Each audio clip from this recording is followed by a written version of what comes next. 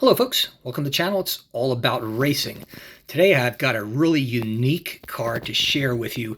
I literally just got this car today, even though it's a very old car.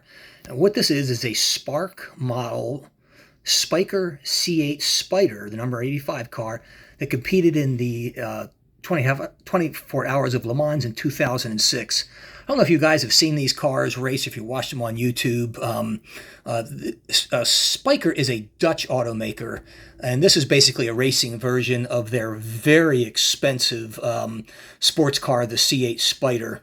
It is a really unique car. They've had it in a number of different color variations over the years, and they've had, 2, 3, 4 generations of it. This is one of the earliest. It is a really old Spark model. This is part of their 24 Hours of Le Mans collection, I guess you could call it. But if you take a look at the box, I mean, it's silver. I've never seen a Spark model with a silver box like this. It has the reflective kind of silver chrome inserts on the interior of the car, so that the car kind of reflects all over the place.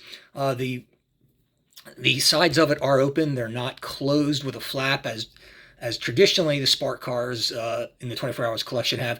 The back of it also is, you can tell it's just old. It's very Spark-like. It's not particularly spectacular in any way. And the bottom of it, it says Minimax, which I suppose Spark is a division of Minimax, but I've never seen one that was made in Flower City, Avendia, Olympica, in Taipei, Macau, or made in China. I have no idea. They must have moved around. But anyhow, it does have the 24 Hour of Le Mans hologram in the corner there, but just unusual. I mean, you can tell that this car is really old. In fact, in my collection, it is probably the single oldest model that I have. However, one thing that is true to Spark, and even with this model, is it is a, I believe this is a diecast. I don't think this is a resin model. I think this is diecast. If anybody knows differently, please tell me. But it feels heavier. It feels more like a diecast than it does than a resin model. It is attached to a painted wooden base, as all the Sparks are, except some of the limited edition cars, and comes with an acrylic jewel cover. Typical nice Spark 143 scale car. This car is really unique. I can't get it. I'm so excited about getting into this with you in a few minutes, because it's a unique vehicle. So let's take a closer look at it as we unbox it. As I had mentioned, this Spyker C8 Spyder is from Dutch automaker Spyker. This is a GT2 RS model.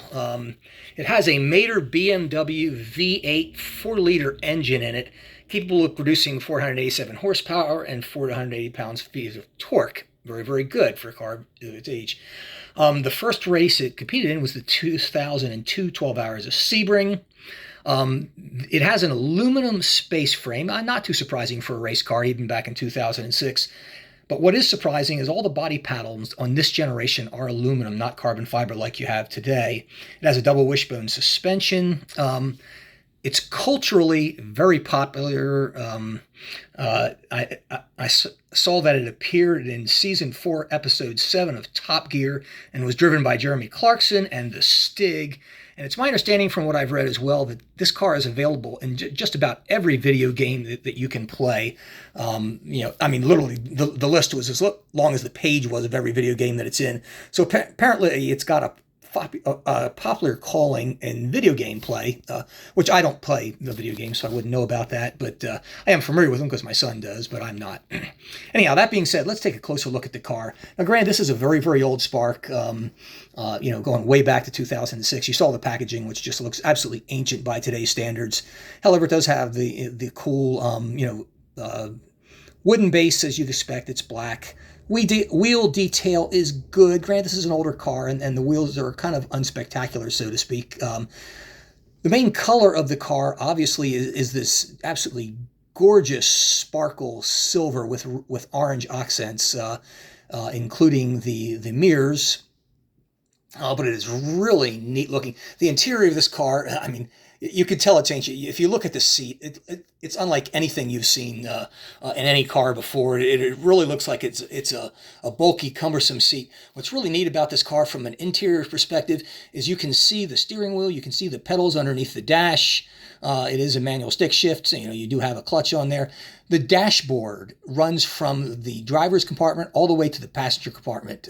Very unusual. You don't see that in modern race cars. But again, this is a 2006 model. It does has a hole, you can see in the driver's side window. It's probably just for air. I really don't know. But there's a small hole there. But that's it. Otherwise, the windows are clear, and you can from every angle in this car, you can see inside of it, and it's really, really sharp. You can see as I move around here, you can see more details of various electronics boxes and whatever it is on the passenger side of the car. You do have the names of the drivers there on it. You take a look, it's got the really old 24 Hours of Le Mans sticker on the bottom of it, dating back to 2006. I mean, this is a pretty old car, but it's a pretty cool car, I think. 2 aerials on the top. Take a look at the front. And some of the older Spark models I have heard were really crappy. I don't think this is one of them. It actually looks very, very good, even considering its age. You can see clearly the silver grille. It's metal mesh. The tow hook is there. The headlights look good. You've got fog lights. I mean, it's an old car. The Spyker symbol is right there under the Capital Risk logo on it. Very, very cool car. This is a mid-engine car, again for 2006, kind of state-of-the-art, so to speak, by this Dutch automaker. In all other ways, it's kind of unremarkable. There again, you can see some of the color of some of the various components that are highlighted. It has an old-fashioned, if not nice, windshield wiper on there.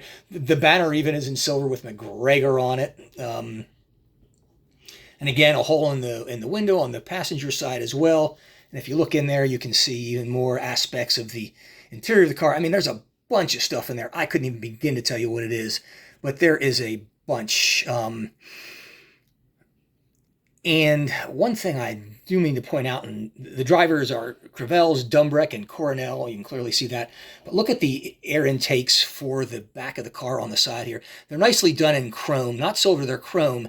And they've even got metal mesh inside both of them. And they're on both sides of the car. There are 4 of them. Just really, really sharp looking. And Spark went to a lot of trouble to get that detail right. You can kind of see that from this angle right there. Really nicely done with that. Beautiful work that they have done in general with this car, particularly considering its age. The rear is kind of unremarkable looking. It's kind of awkward with that one, I guess it's a support strut that comes across on top of the engine bay. And I love how it says, Evan Apeldoorn Bellen, whatever that is. Probably something in Dutch. I have absolutely no idea. Big old rear wing, www.spykercars.com.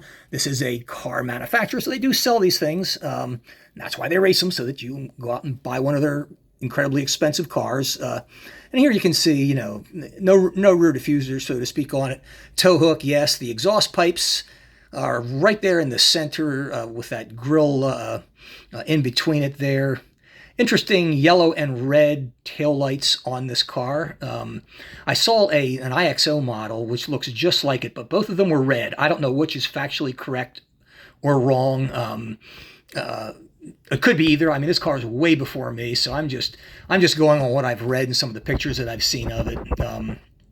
But I think a rather cool looking rear end, if not spectacular. And here's a view from the top, just looking down at it. A very unique car. You can see them still racing. In fact, I'm literally watching the 12 hours of Murago today. It's part of the Hankook 24-hour series, and it's in 2 parts. And there is a Spyker car in there.